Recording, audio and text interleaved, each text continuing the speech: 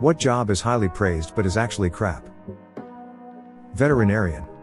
They do lots of euthanasia and see too many neglected and abused animals. I know a former vet who retrained as a psychologist, counseling vets and their staff.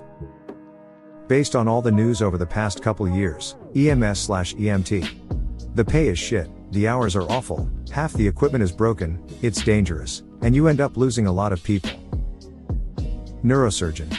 Yeah, sure, you're a brilliant doctor who must be smarter than the others and get paid so much more, but the dermatologist, the nephrologist, the gastroenterologist, etc. end up with a lot fewer fatalities under the knife in the end.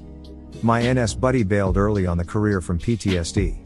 It's one thing when it's a 80-year-old with a stroke that dies in surgery, but when it's a 5-year-old boy who fell off the swing set and he dies on the operating table because you didn't get in there fast enough, or a 16-year-old girl who fell off the balance beam and bumped her head on the way down, and never opens her eyes again, there's only so much death of young people specifically that a person can take.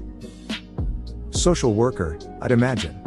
Good people with good intentions going into it, that are forcibly exposed to the worst humanity has to offer. Or at the very least, incredibly difficult situations. Anything in professional sports other than the athletes. All money in an organization goes to the talent, you work weekends and nights. There's a slew of people who want your job, and when they get a foot in the door most are willing to throw elbows to get as close to the fame and or money as they can. When the team plays badly, everyone that knows you work for the team complains to you about it. I worked 15 years in football, soccer, and I can count the people I can trust in that world on one hand. Anything in healthcare that's not executive level administration. We're all equally abused. Doctor, nurse, tech, all of us. We all want out. Edit, I forgot my brothers and sisters in suffering, the pharmacists. Chef. Especially ones in low mid-tier range, it's exhausting, hot, often very lonely and filled with AFD shifts, all f-king day. I'd say caregiving. It's very necessary, but the stress and burnout you get from the field doesn't mean you get the resources you need to deal with, let alone prevent them. So many creative professions/fields, from the arts to music to TV to video games. Even advertising.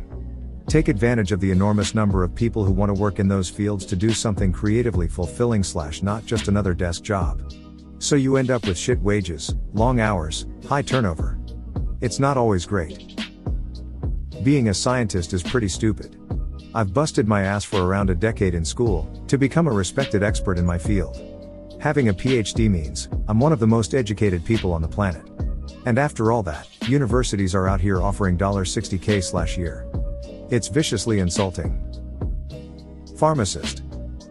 It appealed to me a lot to be a scientist and in healthcare at the same time, and having so much face-to-face time to really help patients.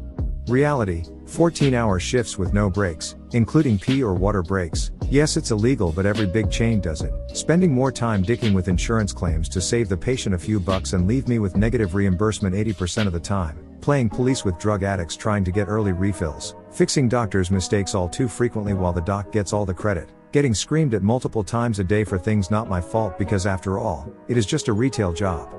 All without being allowed to make a single mistake. Edit, also add $200,000 in student loans and getting coughed on by every COVID patient. Edit 2, thank you for the awards, kind strangers, sparkles. Architects.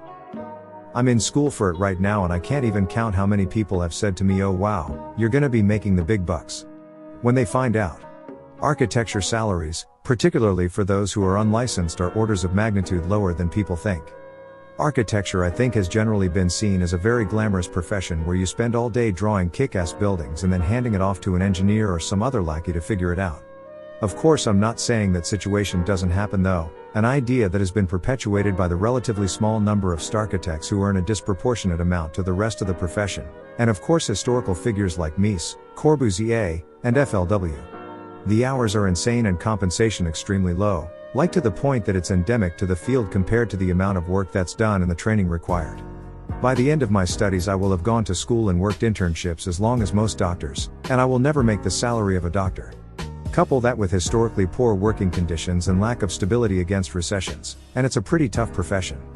Still, at the end of the day I hear it's rewarding, so we'll see how it goes. Macron_Tsu_Macron.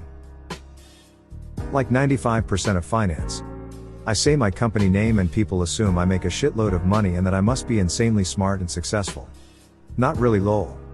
No one's making well into the six figures in their 20s/30s except for the investment banking/private equity/hedge fund guys and maybe asset management. And they all work at least 60 hours a week on average, some 80 or 90. So they get paid a shitload, but per hour it's like $30 or $40.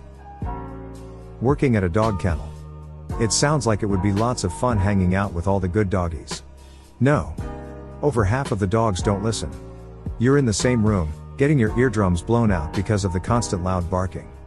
You get scratched and beat up on by large dogs who then try to pull your arm off after chasing them around and around trying to get a leash on because they don't want to go back into their kennel. That's where little dogs, and the occasional cat, are your best friend.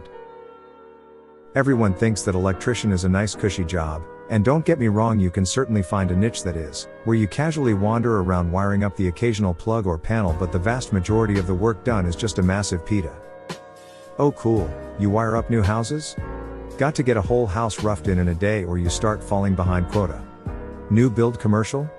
Got to get your 200 feet of conduit in the air or rough in 20 devices or pull X feet of wire per day or your worm ass foreman/super start bitching and hinting at layoffs. Hot as Satan's ass crack in the summer so you're sweating buckets, cold as fuck in the winter. Honestly, I enjoy the work itself, but once I get my ticket, I'm retraining through an apprenticeship. I'm probably going back to film studios and theaters with my other gig where at least it's temperature controlled. Doctor. Imagine going to school, studying 10 hours a day if not more, get perfect if not almost perfect grades to have a high chance at getting accepted into med school, having to gain tons of experience and research, get an amazing score on the MCAT, and even then have a high chance of not even getting accepted into medical. Oh yeah, and make good relationships with your professors/doctors you shadow so they write a good letter of recommendation. And even then have a high chance of not getting accepted. But if you do get accepted, you still have to gain experience and keep up your grades. And then you graduate, you have to find a residency program, but even then you might not even find one. But let's say you do, you earn about $65K a year working 80-hour shifts for minimum 4 years if not more. And you might do a fellowship, which means even more hell, earning a horrible amount of money a year. Then, you graduate from residency, you realize you're $400,000 in debt and you cry. This is what hours of Googling told me. Air traffic controller. Yeah, you make six figures, but it's scary and stressful to the point that you go home grouchy every night. Mechanic. People come to you with their car problems, and then when you ask them basic questions about the car they say, it's your job to figure all that out. But then you tell them what's wrong along with the cost to fix it. They then say, no, that doesn't sound right, as if they all of a sudden know everything. Nurse. For literal years, I had been hearing that nursing was arguably the best bang for your buck career. Low schooling requirements, 2 years at the time for an RN, versatile pool of jobs, and high wages for all of them. Today, pretty much only the versatility rings true regarding that profession.